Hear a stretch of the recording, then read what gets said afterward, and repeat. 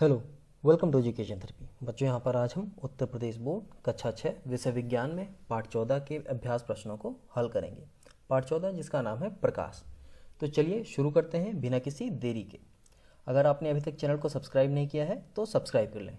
Description में आपको Telegram channel की लिंक मिल जाएगी, तो उस टेलीग्राम चैनल को जरूर ज्वाइन करें ताकि आपको इन सभी प्रश्न उत्तरों के जो PDF फाइल है वो आपको वहाँ पे ऑलरेडी अवेलेबल हो जाएगी। चलिए स्टार्ट करते हैं। तो पहला प्रश्न है विकल्प वाले, सही विकल्प चुनना है यहाँ पर हमें। पहला प्रश्न क्या कह रहा है? वे पदार्थ जिनसे प्रकाश आंशिक रूप से निर्गत होता है यानी निकलता है या पार जा पाता है, जिसे हम कहते हैं, वो कहलाते हैं, क्या कहलाते हैं? वो पारभासी कहलाते हैं। जैसे कि तेल लगा हुआ कागज, ठीक है। तो तेल लगा हुआ जो कागज होता है उसमें क्या होता है? प्रकाश पूरी तरह से एक तरफ से दूसरी तरफ नहीं जा पाता। तो ऐसे पदार्थ को या ऐसी वस्तुओं को हम पारभासी वस्तु कहते हैं। इसके बाद अगला है किस प्रकाश स्रोत से उपछाया नहीं बनती? तो जो बिंदु प्रकाश स्रोत होते हैं, जैसे आपका लेजर लाइट, जो लेजर लाइट होती है ना, वो क्या है? वो एक तरह का बिंदु प्रकाश स्रोत है। तो ऐसे प्रकाश स्रोतों में क्या होता है? उपछाया नहीं बनती। इसके बाद है अगला आपका, जब पृथ्वी की उपछाया से होकर चंद्रमा गुजरता है, गुजरता लिख गया, गुजरता होगा, ठीक है, यहाँ पे जा छूट गया है, गुजरता, ठीक है, गुजरता है, तब होता है, क्या होता है? देखिए क्या है? सूर्य है, ठीक है, ये क्या है? ये हमारा सूर्य है। सूर्य के बाद यहाँ पे क्या कह रहा है? देखिए पृथ्वी की उपछाया। तो पृथ्वी की उपछाया कब बनेगी? जब सूर्य के बगल में पृथ्वी होगा, ठीक है, और पृथ्वी के आगे होगा हमारा चंद्रमा, ठीक है।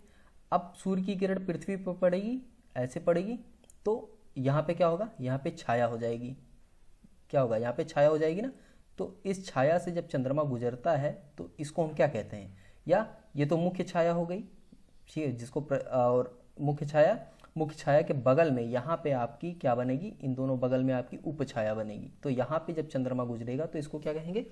इसको हम कहेंगे खंड चंद्र ग्रहण कहते हैं, ठीक है। इसके बाद रिक्त स्थान वाले प्रश्न यहाँ पे करने हैं, तो चलिए इसको भी देख लीजिए। सूर्य और तारे प्राकृतिक प्रकाश के स्रोत होते हैं, जबकि जलती हुई मोमबत्ती, विद्युत बल्ब, ये क्या है? मानव निर्मित प्रकाश स्रोत होते हैं, ठीक है। अगला देखिए, दीप्त वस्तुएं स्वयं प्रकाश उत्पन्न करती हैं, जबकि जो अदीप्त वस्तुएं होती हैं ये स्वयं प्रकाश उत्पन्न नहीं करती। सूर्य ग्रहण दिखाई देता है जब चंद्रमा सूर्य और पृथ्वी के बीच में या मध्य में आ जाता है, तब सूर्य ग्रहण लगता है। इसके बाद चंद्र ग्रहण की घटना पूर्णिमा के दिन होती है। निर्वात में प्रकाश की चाल 3 लाख किलोमीटर प्रति सेकंड होती है। तो ये हो गया आपके रिक्त स्थान। अब आते हैं तीसरे प्रश्न पे, जहाँ पे हमें स्तंभ का और खा का मिलान करना है। तो यहाँ पर चंद्रमा क्या है? अदीप्त वस्तु है।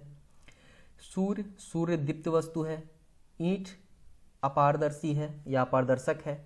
ट्रेसिंग पेपर पारभासी वस्तु है, यानी ट्रेसिंग पेपर ऐसा पन्ना होता है, ऐसा कागज होता है जिसमें प्रकाश जो है पूरी तरह से दूसरी तरफ या आर पार नहीं जा पाता।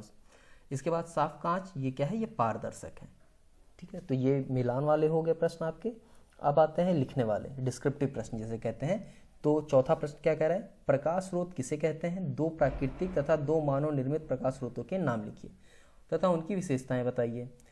तो देखिए इनके उत्तर देखते हैं। तो प्रकाश स्रोत क्या है? प्रकाश एक प्रकार की ऊर्जा है। ये इनके जो स्रोत हैं ये 2 प्रकार के होते हैं। एक होता है प्राकृतिक स्रोत, एक होता है कृत्रिम प्रकाश स्रोत या मानव निर्मित प्रकाश स्रोत कहते हैं।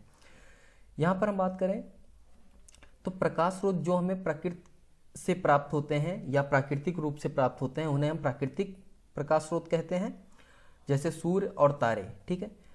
ऐसे ही जो मानव द्वारा निर्मित प्रकाश स्रोत होते हैं, ठीक है, मानव द्वारा निर्मित प्रकाश स्रोत होते हैं, उन्हें हम क्या कहते हैं? मानव निर्मित या कृत्रिम प्रकाश स्रोत कहते हैं। जैसे आपकी जलती हुई मोमबत्ती हो गई, CFL, LED, ये सब क्या है? बल्ब, ट्यूबलाइट, ये सब क्या है? ये मानव निर्मित प्रकाश स्रोत हैं, ठीक है। तो यहाँ पे पूरा विस्तार से लिखा हुआ है, आप इसको देख सकते हैं। चलिए इसके बाद हम देखते हैं अगले प्रश्न पे।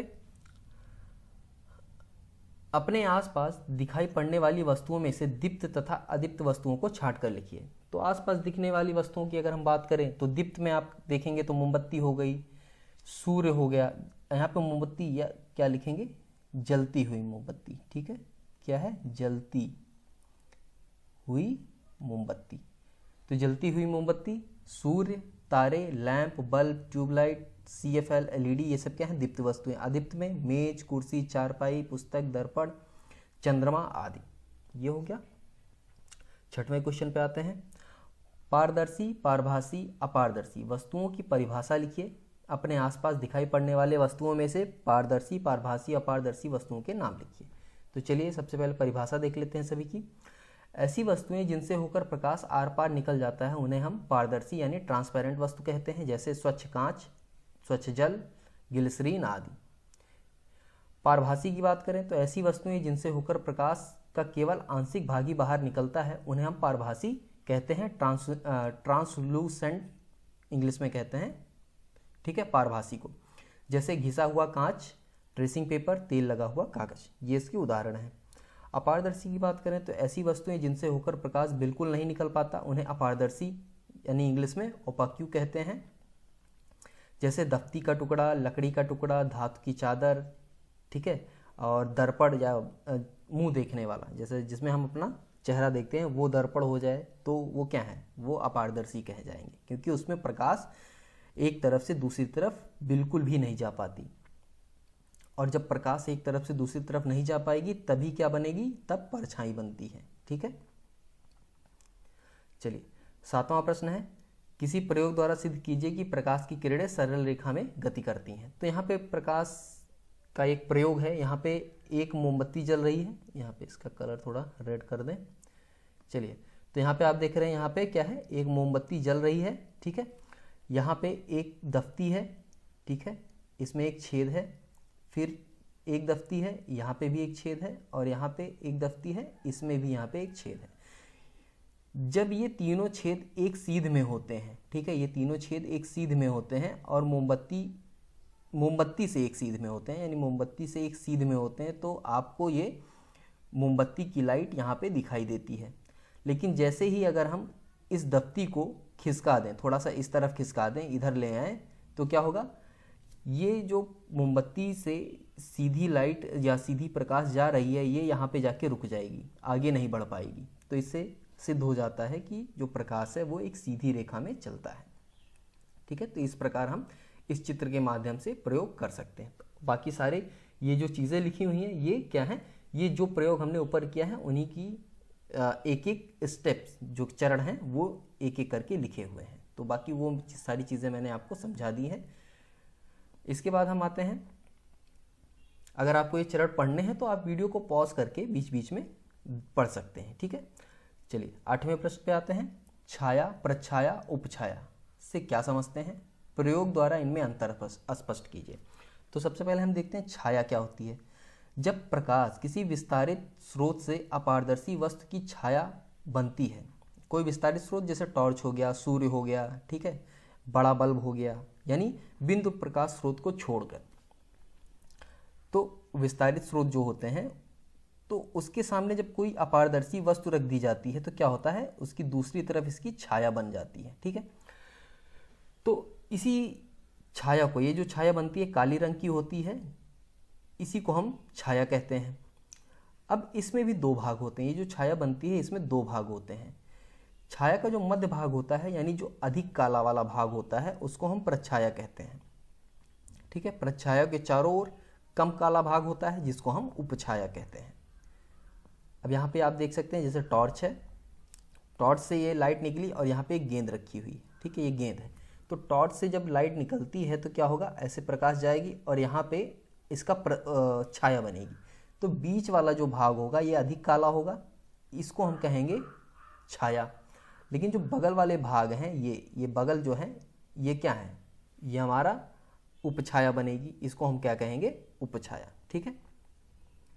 तो यहाँ पे आपने देखा कि जो प्रछाया है यानी जो बीच में है, यानी ये जो बीच वाला, इसी को छाया कहते हैं, और यही काला वाला भाग ही प्रछाया होता है। और साइड में जितनी चीज़ें हैं, साइड में जो ये चीज़ें हैं काली भाग, जो बीच वाले से कम काली होती हैं उनको हम उपछाया कहते हैं, ठीक है। तो इस तरह से आप समझ गए होंगे। अब देखिए यहाँ पे दिखाया है, ये देखिए यहाँ पे हल्की हल्की हल्का कालापन है साइड में, लेकिन बीच में आपको दिख रहा है ज़्यादा कालापन है, तो इसी को छाया या उपछाया। देखिए छाया के दो भाग हैं, ठीक है, तो छाया नहीं कहेंगे। अगर हम जब छाया के दो भागों में बांटते हैं तो बीच वाले भाग को हम प्रच्छाया कहेंगे। तो ये आप अच्छे से समझ लीजिए, जो बीच वाला भाग होगा उसको हम प्रच्छाया कहेंगे, और जो किनारे वाले ये सारे भाग हैं ये इनको हम कहेंगे उपछाया, ठीक है। चलिए, बाकी सारी स्टेप्स यहाँ पे चरण लिखे हुए हैं, ये आप पढ़ सकते हैं आराम से वीडियो को पॉज करके। बाकी एक्सप्लेन मैंने आपको अच्छे से कर दिया है। चलिए, अब यहाँ पे एक चीज़ देखिए, यहाँ पे स्पेलिंग मिस्टेक हो गया है। देखिए, प्रच्छाया को उम्ब्रा कहते हैं, और यहाँ पे जो उपछाया होती है, प्रच्छाया नहीं, यहाँ पे उपछाया होती है। क्या है? उपछाया, ठीक है। उपछाया को हम क्या कहते हैं? ये पेनुम्ब्रा कहते हैं, ठीक है। ये आप ध्यान रखिएगा, उपछाया को पेनुम्ब्रा कहते हैं। 9वां प्रश्न देखिए क्या कह रहा है, सूर्य ग्रहण कब और चंद्र ग्रहण कब लगता है, कैसे लगता है, चित्र खींचकर समझाइए। तो देखिए, सूर्य ग्रहण की बात करें तो यहाँ पे सूर्य होता है और यहाँ पे हमारी पृथ्वी होती है। क्या होती है? पृथ्वी होती है, ठीक है, अर्थ, ठीक है, पृथ्वी होती है।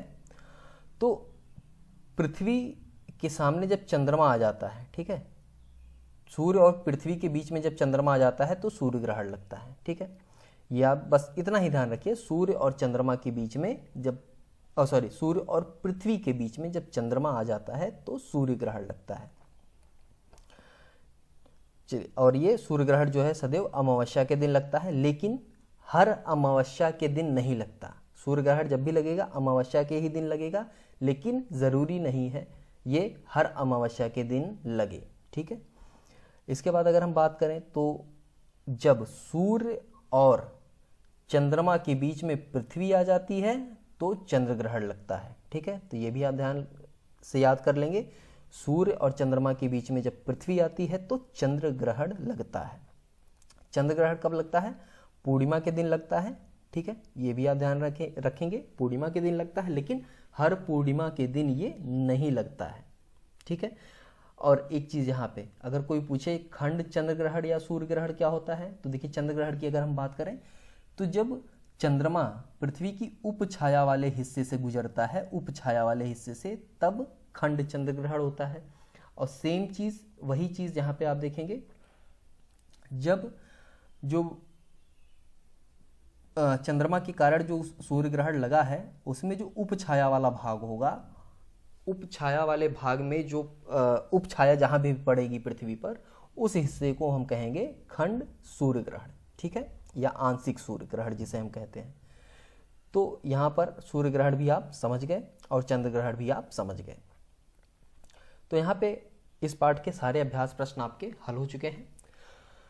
उम्मीद करता हूँ सारी चीज़ें आपको समझ में आई होंगी। फिर भी कहीं कोई डाउट हो तो आप कमेंट बॉक्स में पूछ सकते हैं। अगर आपने अभी तक इंस्टाग्राम पे फॉलो नहीं किया है तो इस लिंक के द्वारा आप इंस्टाग्राम पर फॉलो कर सकते हैं। डिस्क्रिप्शन में आपको ये सारी लिंक मिल जाएगी। फेसबुक पेज भी आप ज्वाइन कर सकते हैं, इस नाम से फेसबुक का पेज है। और साथ साथ टेलीग्राम चैनल को ज़रूर ज्वाइन करें। ये सभी लिंक जो हैं आपको डिस्क्रिप्शन में मिल जाएंगी, वहाँ जाके आप ज्वाइन कर सकते हैं। तो चलिए आज के लिए बस इतना ही, मिलते हैं नेक्स्ट वीडियो में, तब तक के लिए धन्यवाद।